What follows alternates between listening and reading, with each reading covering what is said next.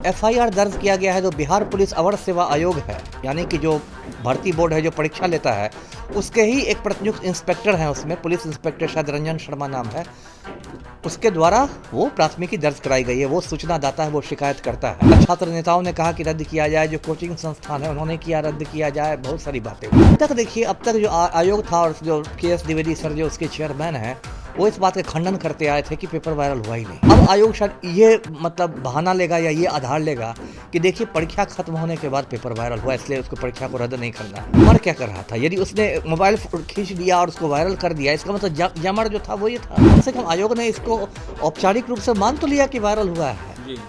तो अब इसमें आप क्या घुस रहे हैं कि नहीं उसको परीक्षा खत्म होने के बाद वायरल होगा, पहले वायरल होगा। बिहार दरोगा बहाली पेपर लीक का मामला बिहार में तुल पकड़ा हुआ है। ऐसे में लगातार जांचें चल रही है और उसको लेकर कहीं ना कहीं बड़ा अपडेट बिहार से सामने निकल के आ रहा है। ऐसे में नवादा से अपडेट सामने निकल के आया है, जिसको लेकर आज हम पहुंच गए बिहार के पूर्व IPS अमिताभ कुमार दास के पास। जुड़ेंगे, बात करेंगे। अमिताभ दास जी, दरोगा बहाली को लेकर बड़ा अपडेट आ रहा है। नवादा का मामला है जहां पर एक FIR दर्ज हुआ है। ऐसे में क्या कुछ मामला है और दरोगा बहाली को लेकर क्या अपडेट है?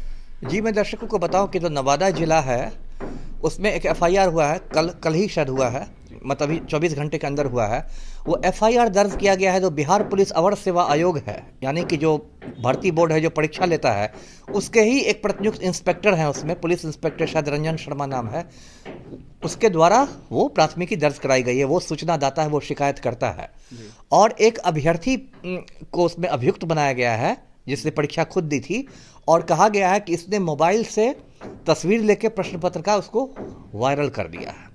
अब मैं दर्शकों को याद दिला दूं कि बिहार में अभी दरोगा बहाली की प्रक्रिया चल रही है। 1275 रिक्तियां हैं जी, और अभी 17 दिसंबर जो बीता है उस दिन उसकी लिखित परीक्षा हुई थी। उसी समय बहुत सारे विवाद हुए थे, कहीं कोई गिरफ्तारी हुई थी, कहीं कोई सॉल्वर गैंग पकड़ाया था, बहुत विवादित रहा था, और उसके बाद बहुत सारा आंदोलन भी हुआ था। खुद मैंने कई चैनलों पर रद्द करने की मांग की थी। उसके बाद छात्र नेताओं ने कहा कि रद्द किया जाए, जो कोचिंग संस्थान है उन्होंने किया रद्द किया जाए, बहुत सारी बातें हुई। अब तक देखिए, अब तक जो आयोग था और जो KS द्विवेदी सर जो उसके चेयरमैन हैं, वो इस बात का खंडन करते आए थे कि पेपर वायरल हुआ ही नहीं। अब कम से कम इस प्राथमिकी की बात तो एक बात तो स्पष्ट हुई कि आयोग भी मान रहा है कि पेपर वायरल हुआ है। अब आयोग शायद ये बहाना लेगा या ये आधार लेगा कि देखिए परीक्षा खत्म होने के बाद पेपर वायरल हुआ, इसलिए उसको परीक्षा को रद्द नहीं करना है। मुझे जो लगता है कि आयोग अब यही बोलेगा। लेकिन इसमें 2-3 बातें हैं। पहली बात कि परीक्षा खत्म होने के बाद वायरल करके किसी को क्या मिलने वाला है? यदि प्रश्न पत्र नहीं भी लाने दिया जाता है तो वो लड़का या वो लड़की बाहर जाकर अपने याददाश्त के अनुसार लोगों को बता सकता था कि ये सवाल आया था, वो सवाल आया था। उसके बाद परीक्षा के बाद वायरल करने से किसी का क्या स्वार्थ पूरा होगा? एक तो ये बात है। दूसरी बात है कि जब आप इतने कड़ाई का दावा करते हैं कि एकदम परिंदा पर नहीं मार सकता और ऐसे हो रहा है, तो मोबाइल ये अंदर ले कैसे गया? ये तो गंभीर भूल है ना। महिला भी पकड़ाई थी, उसके बाद आप नया एक मामला बता रहे हैं जो नवादा में महिला पकड़ाई थी। वो तो मुझे लगता है RN कॉलेज पंडौल में, मधुबनी में, वो मधुबनी का मामला था। वो भी मोबाइल लेके गई थी। और यहाँ पर एक नवादा वाली बात आ रही है। अब नवादा वो कैसे वो ले गया मोबाइल? इसमें 2-3 बातें हैं। पहली बात कि आपकी जांच में त्रुटि थी, जांच पड़ताल ठीक से नहीं, मोबाइल ले गया। दूसरी बात कि आपका जमर क्या कर रहा था जी? जमर क्या कर रहा था? यदि उसने मोबाइल खींच लिया और उसको वायरल कर दिया, इसका मतलब जमर जो था वो ये था, नाकाम था, नकारा जमर था। अब तो जमर में भी लोग घोटालों की बात उस पर ही प्रश्न चिन्ह उठा रहे हैं। मैंने एक छात्र नेता को सुना था, वो कह रहा था कि भाई इतने करोड़ों रुपए खर्च करके आयोग के द्वारा जमर लगाया था, उसमें 2-4 जमर ही काम करता है, बाकी सारे जमर ठप रहते हैं। और अब तो उसकी बात मुझे सही लगने लगी है। जमर घोटाला हो रहा है, कह सकते हैं। उसकी जांच होनी चाहिए। मैं ये नहीं कह रहा कि घोटाला हुआ ही, लेकिन उसकी जांच होनी चाहिए कि भाई इतने तब आपके जमर लगे रहते हैं तो फिर मोबाइल से तस्वीर वायरल कैसे हो जाती है? जमर क्या कर रहा था, है ना?